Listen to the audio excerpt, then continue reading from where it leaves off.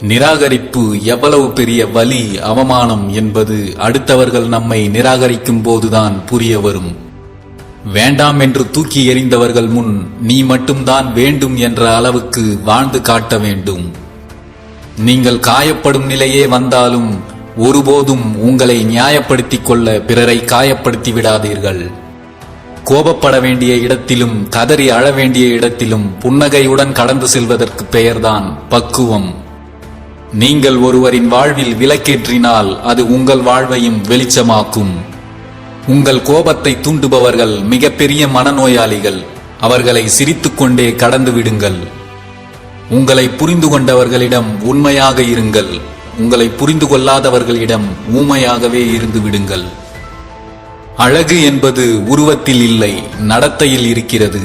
அடுத்தவர்களை தரம் தாழ்த்தி பேசுவதெல்லாம் நம் தரத்தை நாமே குறைத்துக் கொள்ளும் செயல் என்பதை தெரிந்து கொள்ளுங்கள். உன் விழி கலங்க வேண்டும் என்று இங்கு பல பேர் ஆசைப்படுகிறார்கள். அவர்களுக்கு பதிலடி கொடுக்க உனக்கு ஆயுதம் எதுவும் தேவையில்லை. உன் முகத்தில் சிறு புன்னகையை விதைத்துவிடு, அதுவே போதும். நம்மை விட்டு யாராவது பிரியும் போது நமக்கு வலித்தால் அதில் அவர்கள் காட்டிய பாசம் தெரியும்.